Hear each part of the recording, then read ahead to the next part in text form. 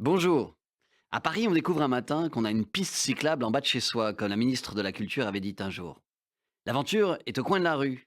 C'est étrange, une ville, la nuit. Et même le jour, des lutins et autres êtres incubes se croisent à toute heure, comme dans Holy Motors, ce film de Léos Carax au cœur de la ville et de ses démons. Mais pas besoin de rouler en limo comme ses héros. Il suffit de marcher si on est prêt à regarder, à la façon de Marcel Proust qui, dans la recherche, disait: le véritable voyage de découverte ne consiste pas à chercher de nouveaux paysages, mais à avoir de nouveaux yeux. Et que voit-on? Ce que Baudelaire peignait dans ses tableaux parisiens. Fourmillante cité, cité pleine de rêves, où le spectre en plein jour raccroche le passant, les mystères partout coulent comme des sèves dans les canaux étroits du colosse puissant. À Paris, on croise des mystères et des chimères. Il y a celle de Notre-Dame, dessinée pour évoquer un Moyen-Âge un peu inquiétant, par un Viollet-le-Duc dont la flèche reconstruite s'élève à nouveau dans les airs depuis quelques semaines. Des personnages étranges, statiques ou mobiles, il y en a un peu partout.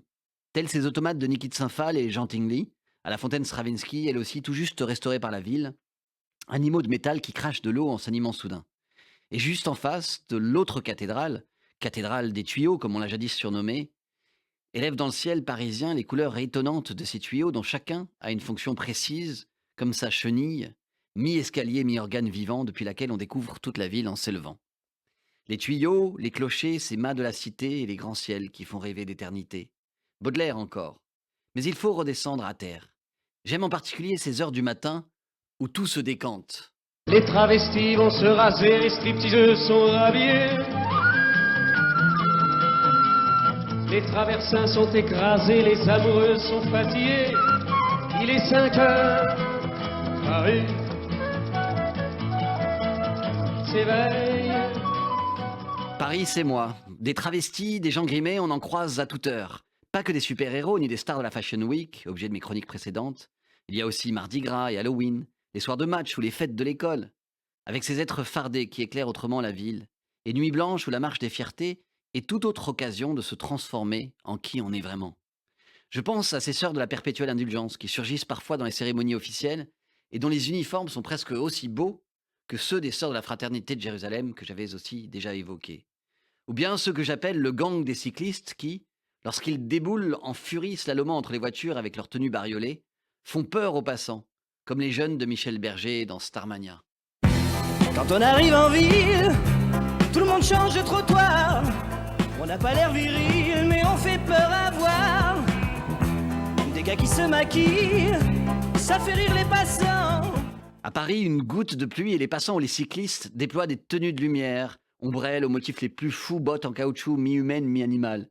Qu'il fasse soleil et on aperçoit soudain des morceaux de corps dénudés, une paire de jambes qui s'animent seules en dépassant d'un balcon. Ces créatures hybrides, on les croise aussi à chaque coin de rue, par la magie du street art, lorsqu'il n'est pas simple dégradation ou autographe mégalomane, mais véritable création, à l'image de ces animaux éphémères qui escaladent le musée de la chasse, ou de ces haïkus illustrés par les créatures de Mystique.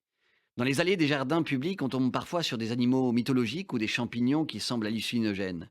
Dans la ville des artistes, autorisés ou non, il y a des chapeautelés qui décorent les poteaux et des stations de métro, comme celle de Palais Royal, dont un artiste comme Otoniel réinvente le motif Art Nouveau de Guimard. Au Palais Royal, justement, bien propre aujourd'hui, on se prend à rêver de l'époque où un monde interlope s'y animait, comme Balzac l'a dépeint dans sa peau de chagrin.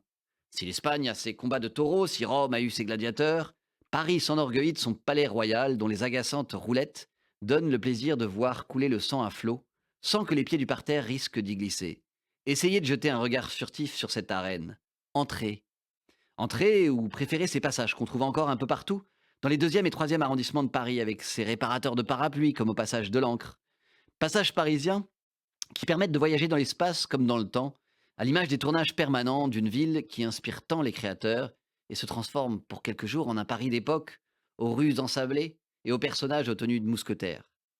Et puis, il y a des êtres tellement étranges qu'on croit faire une rencontre du troisième type. À une époque, c'est ainsi que j'intitulais mes clichés, quand j'avais le sentiment que quelque chose se jouait, que je ne comprenais pas tout à fait, mais qui donnait à voir un autre monde, une fenêtre ouverte sur l'au-delà, un cosmonaute sortant d'une fourgonnette. J'aime le film de Spielberg qui porte ce nom, avec d'ailleurs la particularité méconnue de compter un certain François Truffaut dans sa distribution, la raison peut-être pour laquelle il me vient souvent à l'esprit dans les rues de Paris.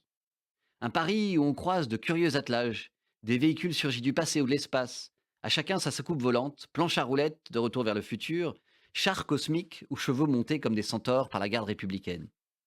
L'étrange, c'est cette vision d'une autre réalité, surréaliste comme on dit aujourd'hui pour dire bizarre.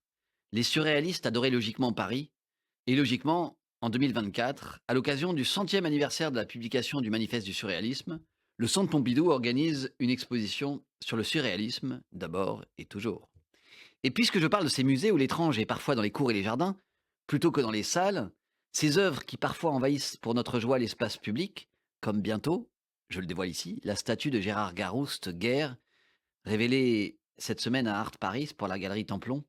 Je pense aussi au musée Picasso, qui retrouve sa collection déployée sur 3 étages depuis le 12 mars. 10 ans après la réouverture du musée, elle s'installe de manière pérenne dans l'écrin de l'hôtel Salé. L'occasion d'aller revoir l'étrange nageuse, cul par-dessus tête, fruit du dialogue de Picasso avec les surréalistes, chimère qui en évoque une autre, celle de nager dans la Seine. Ce sera pour les Jeux, et peut-être l'occasion d'y croiser quelques étranges créatures aquatiques. Un sujet à creuser. À bientôt pour ma prochaine chronique mensuelle.